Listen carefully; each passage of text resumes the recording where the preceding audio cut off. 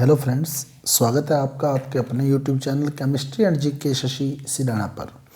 साथियों, हमारा आज का जो टॉपिक है जनरल साइंस के पार्ट फिजिक्स से, जिसमें हम डिस्कस करेंगे शक्ति के ह्रास की गणना, calculation of loss of power loss की कैलकुलेशन। तो विद्युत शक्ति से एक न्यूमेरिकल है शक्ति का ह्रास। एक स्टूडेंट ने मुझे ये क्वेश्चन भेजा था प्रॉब्लम के अंदर, तो मैंने सोचा सभी स्टूडेंट्स के साथ इसे शेयर कर दिया जाए क्योंकि बहुत ही बढ़िया क्वेश्चन है। शक्ति ह्रास की गणना इसमें करनी है। तो साथियों, रीट की तैयारी आप लोग कर रहे हैं तो उसमें हमने एक टॉपिक पढ़ा है विद्युत शक्ति। तो उसमें से शक्ति ह्रास क्या है, तो शक्ति ह्रास की कैलकुलेशन कैसे की जाती है, उससे रिलेटेड दो तरह के क्वेश्चन आपके पास बन सकते हैं। एक तो ये न्यूमेरिकल दिया हुआ है, इसमें शक्ति ह्रास फाइंड करना है, एक डायग्राम में शक्ति ह्रास फाइंड करना है। तो दो तरह का क्वेश्चन बन सकता है, एक तो न्यूमेरिकल में शक्ति ह्रास पूछ ले और एक न्यूमेरिकल में न पूछ के डायग्राम में शक्ति ह्रास पूछ ले। सबसे पहले तो देखें शक्ति ह्रास, लॉस ऑफ पावर लॉस है क्या, यानी जितनी पावर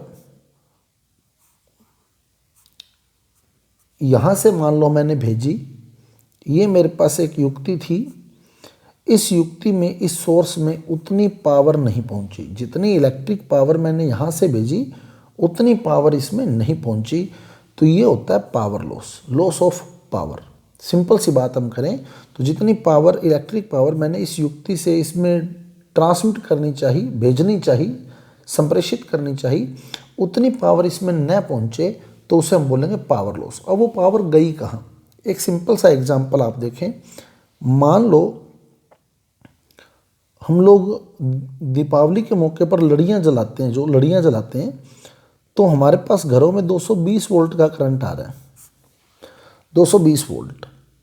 लेकिन वो लड़ी का जो बल्ब है वो बहुत ही छोटा बल्ब है। लड़ी का जो बल्ब है, ये मान लो वो लड़ी का बल्ब है बहुत ही छोटा। अब अगर इसे डायरेक्ट ये 220 वोल्ट से जोड़ दिया जाता तो ये बल्ब जो था वो जल जाता। इसलिए हमने क्या किया, ऐसे बहुत सारे बल्ब श्रेणी क्रम में जुड़े हुए हैं, बहुत सारे बल्ब श्रेणी क्रम में जोड़ दिए, बहुत सारे बल्ब। अब होगा क्या, तो इसमें प्रतिरोध बढ़ जाएगा क्योंकि श्रेणी क्रम में R बराबर R1 plus R2 plus R3 plus R4 plus R5 plus R6 plus R7, बहुत सारी लड़ियाँ वहाँ जुड़ी होती हैं। तो ये प्रतिरोध बढ़ जाएगा। जैसे जैसे प्रतिरोध बढ़ता जाएगा वैसे वैसे वोल्टेज जो होगी वो घटती जाएगी।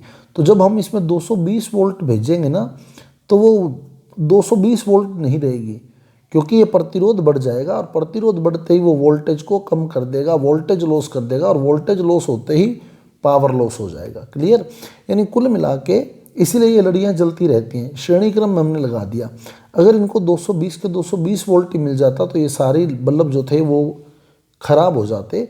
इसलिए हमने इसे श्रेणी क्रम में जोड़ा। श्रेणी क्रम में जो तुल्य प्रतिरोध होता है वो बहुत ज़्यादा होता है, आर का मान बहुत ज़्यादा हो जाता है, आर का मान बहुत ज़्यादा हो जाता है, जिससे वोल्टेज जो है वो कम हो जाती है, वोल्टेज लॉस हो जाता है, वोल्टेज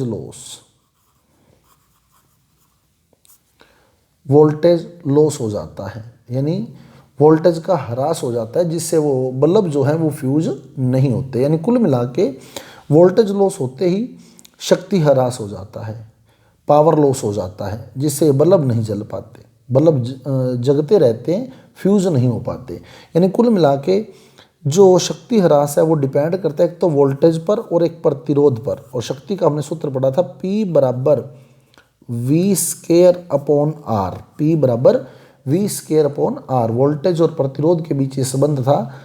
इसी संबंध से ही हम शक्ति ह्रास की गणना करते हैं। तो शक्ति ह्रास का सूत्र जो है P बराबर V square upon R, V square upon R। तो ये शक्ति, विद्युत शक्ति में हमने सूत्र पढ़ा है P बराबर V स्क्वायर अपॉन R। जिन्होंने मेरे पुराने वीडियो नहीं देखे हैं, पिछला वीडियो नहीं देखा है शक्ति से संबंधित, तो वो पहले पिछला वीडियो देख लें, जिसका लिंक मैंने डिस्क्रिप्शन बॉक्स में दिया है। तो आपको ये टॉपिक बहुत बढ़िया तरीके से क्लियर हो जाएगा। तो साथियों, यदि अभी तक आपने हमारे चैनल को सब्सक्राइब नहीं किया है तो सबसे पहले आप हमारे चैनल को सब्सक्राइब कर दें और साथ ही साथ बेल आइकन का बटन भी ऑन कर दें, क्योंकि ऐसे बहुत महत्वपूर्ण वीडियो आपके लिए मेरे यूट्यूब चैनल पर अवेलेबल है। और आगे भी अवेलेबल होते रहेंगे। तो जैसे ही मेरे द्वारा कोई नया वीडियो अपलोड किया जाएगा तो उसका नोटिफिकेशन आपके नोटिफिकेशन बॉक्स में सबसे पहले अवेलेबल होगा। इसलिए साथियों सब्सक्राइब कर दें हमारे यूट्यूब चैनल को। तो P बराबर V²/R। अब क्वेश्चन देखो आपका क्या है।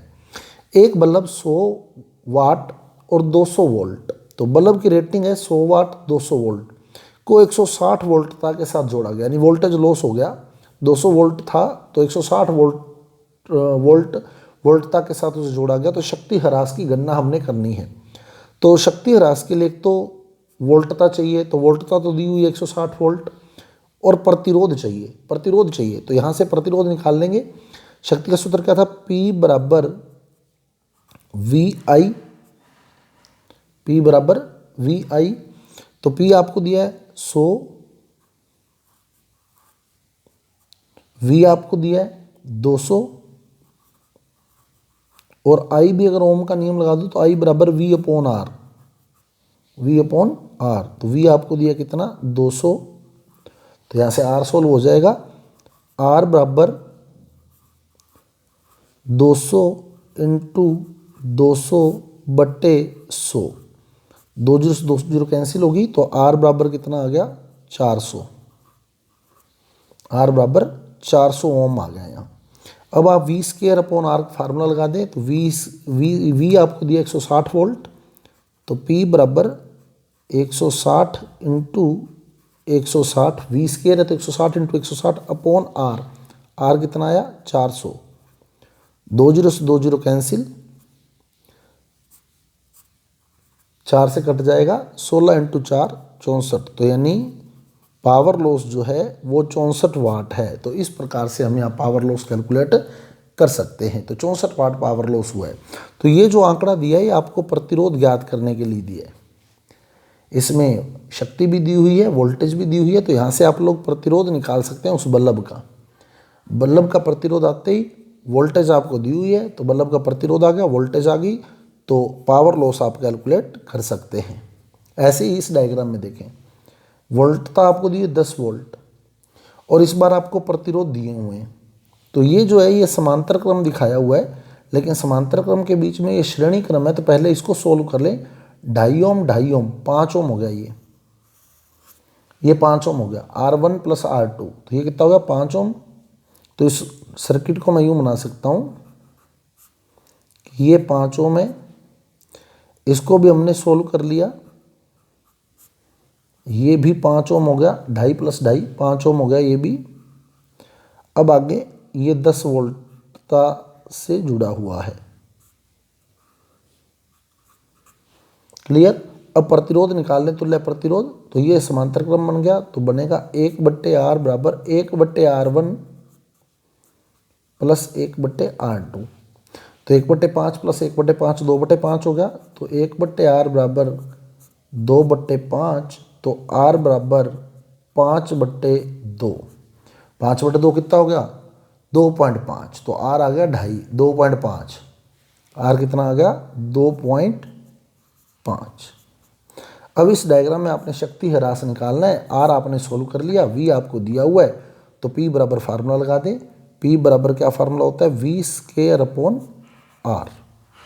V का मान कितना है 10, तो V² यानी 10 इंटू 10 बटे में R कितना है 2.5, तो ये पॉइंट हटाएंगे तो ये 10, 1 जीरो ऊपर चला गया, 25, 4 से कट जाएगा, 4 इंटू 10 40, यानी यहाँ शक्ति ह्रास जो है वो 40 वाट है। तो इस प्रकार से हम शक्ति ह्रास की गणना कर सकते हैं। प्रतिरोध को पहले सोल्व कर लें, वोल्टता आपको वहाँ बताई होगी, तो वोल्टता और प्रतिरोध से हम लोग शक्ति ह्रास की गणना कर सकते हैं।